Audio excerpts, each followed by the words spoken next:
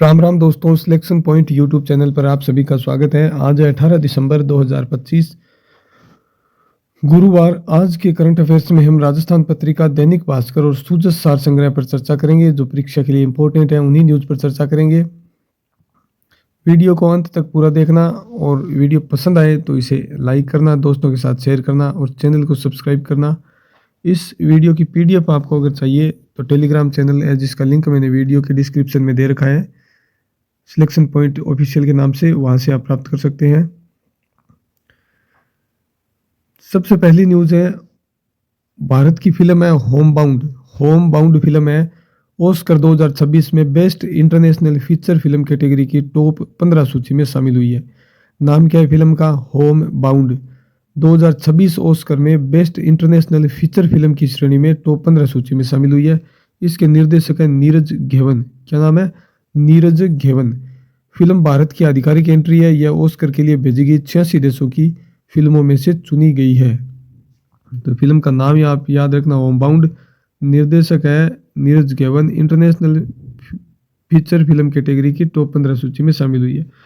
फिर ये दूसरी न्यूज है, हमने कल पढ़ा था, प्रधानमंत्री नरेंद्र मोदी को इथियोपिया का सर्वोच्च नागरिक सम्मान द ग्रेट ऑनर निशान ऑफ इथियोपिया दिया गया है। द ग्रेट ऑनर निशान ऑफ इथियोपिया दिया गया है। वे यह सम्मान पाने वाले दुनिया के पहले राष्ट्राध्यक्ष या सरकार प्रमुख है। पीएम मोदी को मिला ये 28वां शीर्ष विदेशी सम्मान है। तो ये दूसरी न्यूज हो गई। तीसरी न्यूज है, आंध्र प्रदेश के पोंडुरु खादी, उसको जीआई टैग प्रदान किया गया है। ये जीआई टैग केंद्रीय वाणिज्य और उद्योग मंत्रालय की ओर से दिया गया है। पोंडुरु खादी एक हाथ से काती और हाथ से बुनी गई सूती खादी है। यह अपनी बनावट और मजबूती के लिए जानी जाती है। तो आंध्र प्रदेश की है पोंडुरु खादी, उसको जीआई टैग दिया गया है।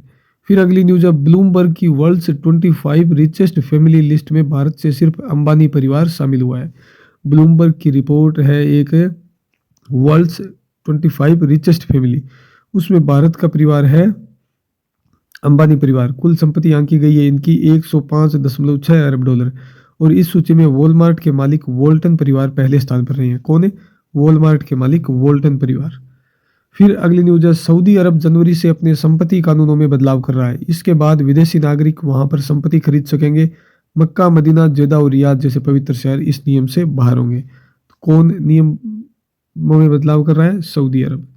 फिर अगली न्यूज है, हुरून ग्लोबल 1000 में भारत की 40 कंपनियां, हुरून ग्लोबल 1000 सूची में ये सूची जारी हुई है। इसमें एनवीडिया है वो दुनिया की सबसे मूल्यवान कंपनी बनी है। कंपनी की वैल्यू है 383 लाख करोड़ रुपए। सूची में भारत की 40 कंपनियां जिनकी कुल वैल्यू 189.9 लाख करोड़ रुपए। टॉप 5 सबसे मूल्यवान कंपनियां हैं, Nvidia 383 lakh crore, Apple 330 lakh crore. Nvidia 383 lakh crore और एप्पल है 330 लाख करोड़।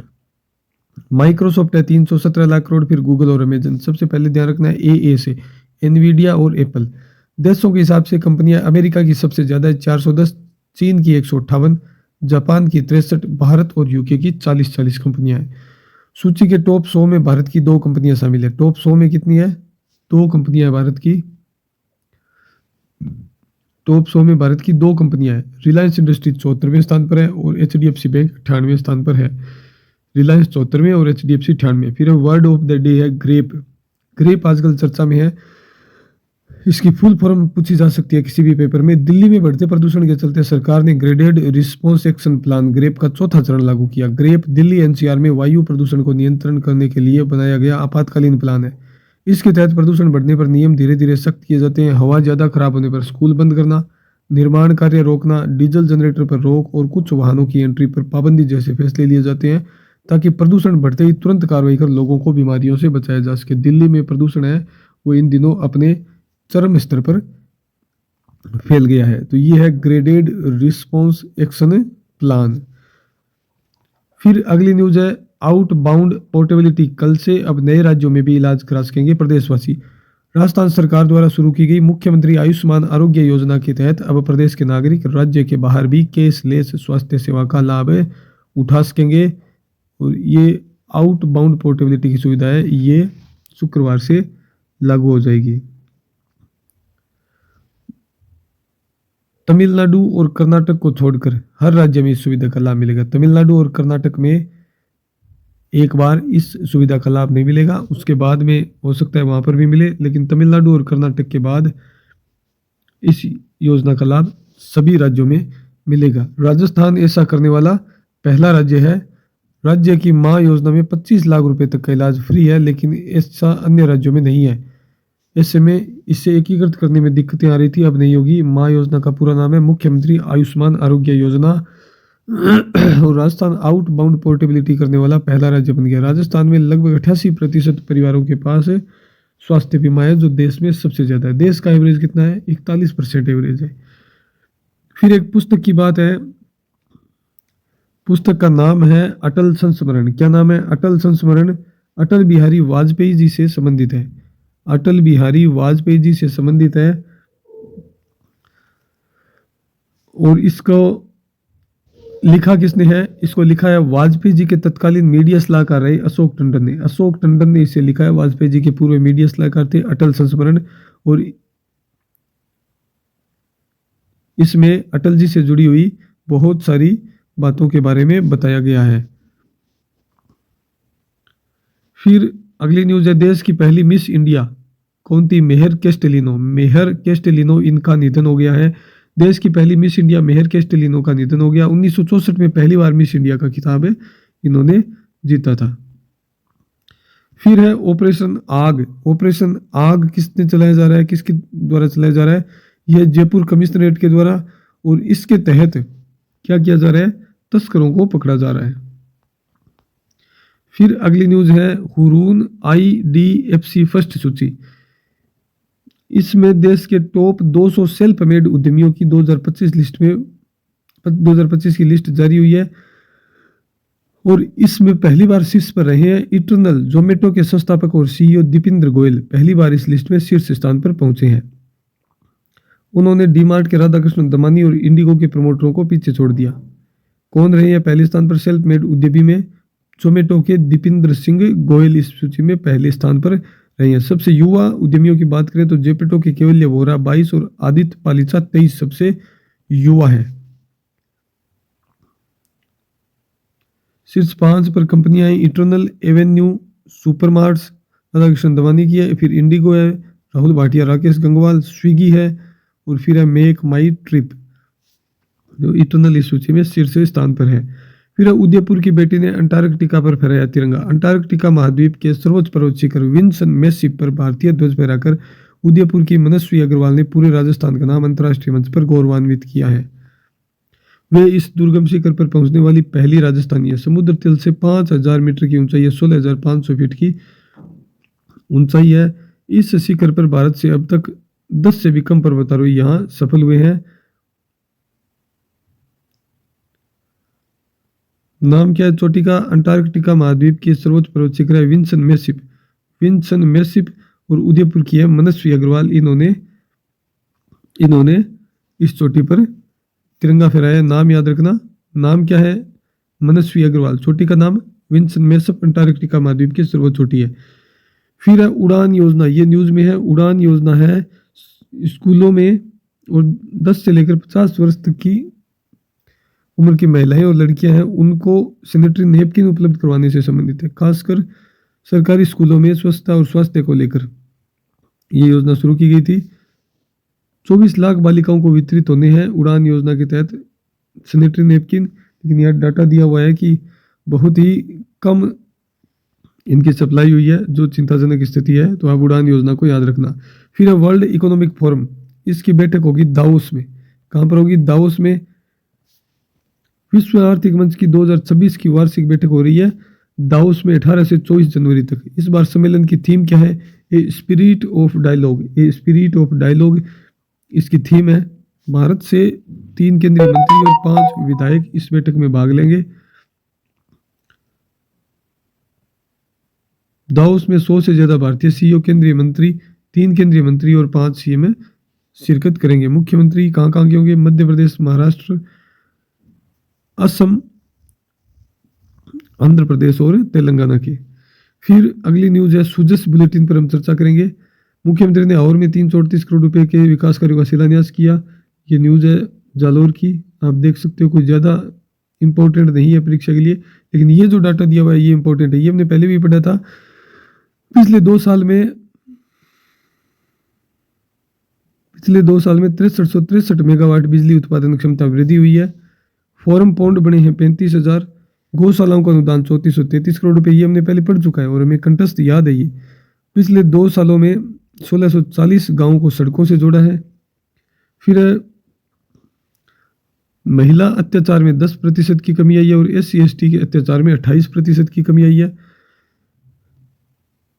76,18,000 किसानों को 10,432 करोड़ रुपए, 76,18,000 किसानों को 10,432 करोड़ रुपए से अधिक की राशि PM किसान सम्मान निधि योजना के तहत दी गई है।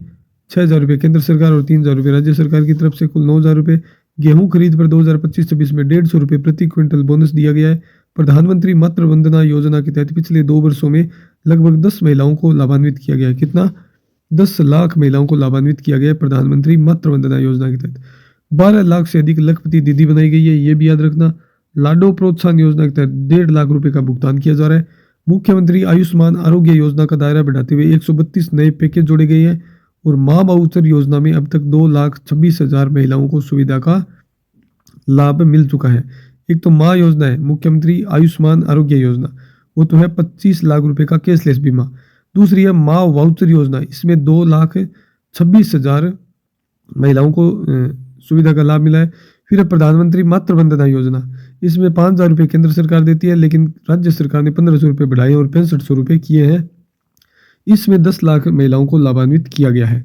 फिर पिछले वर्ष rising Rajasthan global investment summit हुआ। 35 लाख करोड़ रुपए के MOU हुए और 8 लाख करोड़ से अधिक के प्रोजेक्ट्स की ग्राउंड ब्रेकिंग की जा चुकी है। फिर बताया गया है कि युवाओं के लिए शीघ्र ही नई नीति लाई जाएगी। शिविरों से घर के नजदीक हो रहे काम। पंडित दीनदयाल उपाध्याय अंत्योदय पखवाड़ा 24 जून से 9 जुलाई 2025 तक आयोजित किया गया और ये किया गया गांव और शहरों के लोगों को अपने घर के नजदीक ही कार्य प्रदान करने के लिए, जो भी उनका काम है उसको संपूर्ण करने के लिए ये पखवाड़े आयोजित किए गए। फिर है मुख्यमंत्री Bhajanlal Sharma, Rajasthan circular economic sensitive scheme game changer साबित होगी, ये उन्होंने कहा है। राज्य सरकार 2025-26 में लेकर आई ग्रीन बजट और उसकी अनुपालना में विश्व पर्यावरण दिवस पर जारी की गई Rajasthan circular economy incentive scheme 2025 राज्य को यूज एवं डिस्पोज की प्रवृत्ति से निकालकर रिड्यूस रीयूज रिसाइकल आधारित अर्थव्यवस्था की ओर ले जाने का एक ऐतिहासिक प्रयास है। इस योजना का उद्देश्य वेस्ट टू वेल्थ यानी अपशिष्ट को संसाधन के रूप में विकसित करना, जिससे पर्यावरण संरक्षण के साथ साथ रोजगार और निवेश के नए अवसर सृजित हो सके। उसके बाद में इस नीति के बारे में बताया गया है पूर्ण रूप से, और बाद में मुख्यमंत्री जी ने यह भी बताया कि हरियाणा राजस्थान 2 वर्ष में 20 करोड़ पौधे लगाए हैं। कितने? 2 साल में 20 करोड़ पौधे लगाए हैं और 14,500 से अधिक भूजल रिचार्ज जल संरक्षण परियोजना संरचनाओं का भी निर्माण किया जा चुका है। मुख्यमंत्री का नवाचार, राजस्थान का पहला ग्रीन बजट था। कितना? 2025-26 का। कौन सा बजट था? 2025-26 का। 2025-26 का बजट राजस्थान का पहला ग्रीन बजट था। 27,854 करोड़ रुपए का क्लाइमेट चेंज एडेप्टेशन प्लान 2030 तैयार किया गया है। इस ग्रीन बजट में 150 करोड़ रुपए की लागत से जलवायु परिवर्तन पर उत्कृष्टता के अंदर 10 करोड़ पौधारोपण, 4700 से अधिक गाँव में जल ग्रहण संरचनाएं और ग्रीन रावली विकास परियोजना के लिए 250 करोड़ रुपए के प्रावधान इस बजट में किए गए थे। फिर प्रदेश में मुख्यमंत्री आयुष्मान आरोग्य रक्तदान शिविरों का आयोजन। 44,705 लोगों ने रक्तदान किया है। 1 दिसंबर से 15 दिसंबर तक 894 मुख्यमंत्री आयुष्मान आरोग्य रक्तदान शिविरों का आयोजन किया गया। फिर उसके बाद में मुख्यमंत्री जी ने बताया है हरियाणा राजस्थान पर्यावरण कॉन्क्लेव का वे शुभारंभ करेंगे। राज्य प्रदूषण नियंत्रण मंडल द्वारा हरियाणा राजस्थान पर्यावरण कॉन्क्लेव का आयोजन किया जाएगा और मुख्यमंत्री जयपुर स्थित होटल मेरियट में 18 दिसंबर को इस कॉन्क्लेव का यानी कि आज आयोजन करेंगे, इसका शुभारंभ करेंगे। मुख्यमंत्री शर्मा राजस्थान पर्यावरण कॉन्क्लेव में राजस्थान की हरित अर्थव्यवस्था पर आधारित एक प्रदर्शनी है उसका भी उद्घाटन करेंगे। उसका नाम है, उस प्रदर्शनी का उद्घाटन करेंगे और उसके अलावा मेरी life sustainable lifestyle for environment poster का भी विमोचन करेंगे। मेरी life sustainable lifestyle for environment poster का भी विमोचन करेंगे। उसके बाद में है जन स्वास्थ्य अभियांत्रिकी मंत्री कौन है? कन्हैयालाल चौधरी और जल संसाधन मंत्री हैं सुरेश सिंह रावत। इन्होंने एक प्रेस कॉन्फ्रेंस की है और बताया है कि राज्य सरकार ने 2 सालों में क्या क्या कार्य किए हैं।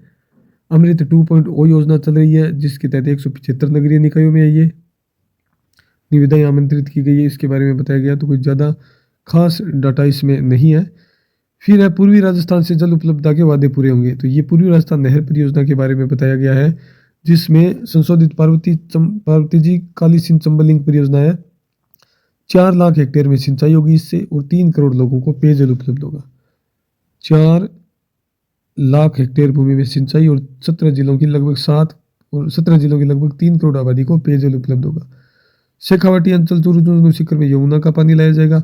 हथिनी कुंड बैराज से आवंटित यमुना जल को राज्य में लाने के लिए हमारी सरकार ने हरियाणा सरकार से MOU भी किया है। फिर इंदिरा गांधी नहर परियोजना सहित अन्य पर 10,418 करोड़ रुपए, लगभग 84,592 हेक्टेयर क्षेत्र में अतिरिक्त सिंचाई, धौलपुर लिफ्ट सिंचाई और पेयजल परियोजना का कार्य। चंबल नदी से पानी लिफ्ट कर धौलपुर के 256 गाँव में 39,980 हेक्टेयर क्षेत्र में स्प्रिंकलर पद्धति से सिंचाई सुविधा। फिर ये बहुत सारी परियोजनाएं दी गई है, इनको भी आप देख लेना। फिर है 150 यूनिट प्रतिमाह निःशुल्क बिजली योजना। रूफ टॉप सोलर लगाने वाले विद्युत उपभोक्ताओं के खातों में 17,000 रुपये की अतिरिक्त सब्सिडी पहुंचने लग गई है और इसकी शुरुआत की है जयपुर डिस्कॉम ने। हमारे राजस्थान के ऊर्जा मंत्री कौन है? हीरा लाल नागर। इन्होंने बताया कि PM सूर्यघर योजना में देय राशि कौन कितनी है? 78,000 रुपये की सब्सिडी मिलती है। इसमें PM सूर्यघर योजना में 2025-26 में ये शुरू की गई थी।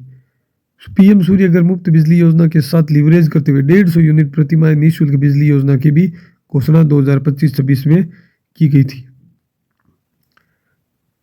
तो कुल इसमें अनुदान कितना मिलता है? 95,000 रुपये का अनुदान मिलता है। 13 अक्टूबर 2025 को इसके पोर्टल का शुभारंभ किया था जयपुर में, केंद्रीय गृह मंत्री अमित शाह ने किया था। 1.1 किलोवाट क्षमता का रूफटॉप सोलर स्थापित कर सौर ऊर्जा से जुड़ने के लिए लगभग 2,47,000 उपभोक्ता इसकी सहमति दे चुके हैं। फिर रूफटॉप सोलर संयंत्र स्थापित हुए राजस्थान में 1.05 लाख। इसके बाद में मुख्यमंत्री जी ने कहा कि डिजिटल गवर्नेंस से तस्वीर बदली है, प्रदेश के राजस्व में वृद्धि हुई है। डिजिटल गवर्नेंस से वित्तीय वर्ष 2024-25 में राज्य के कुल राजस्व में पिछले वर्ष की तुलना में 12.60% की वृद्धि दर्ज की गई है। एमनेस्टी योजना और रियायतों से उद्योगों और आमजन को राहत भी मिली है। राज्य सरकार द्वारा प्रदेश में 10 मिनी सब रजिस्ट्रार कार्यालयों को मॉडल ऑफिस के रूप में विकसित किया गया है। फिर बताया गया कि ई लॉटरी से शराब की दुकानों का आवंटन, सप्लाई चेन की डिजिटल मॉनिटरिंग हुई है। GST एवं वाणिज्यिक कर सुधार डेटा ड्रिवन रिपोर्ट से कर चोरी भी रुकी है। स्टाम्प एवं पंजीकरण सुधार, 50 लाख से अधिक दस्तावेजों का पंजीकरण किया गया है। पिछले वर्ष की तुलना में 14,200 करोड़ रुपए से अधिक राजस्व मिला है। और ये सरकार का लोगो है 2 साल पूर्ण होने पर। 2 साल नव उत्थान नई पहचान बढ़ता राजस्थान है हमारा राजस्थान। तो ये कुल आज की न्यूज़ थी। आप इस वीडियो को पूरा देखें, रिवाइज भी करें, अपने दोस्तों के साथ शेयर करें। अगर वीडियो पसंद आया तो इसे लाइक करें। टेलीग्राम चैनल को ज्वाइन करने के लिए इस वीडियो के डिस्क्रिप्शन में लिंक दिया हुआ है, वहाँ से आप टेलीग्राम चैनल जरूर ज्वाइन करें। धन्यवाद।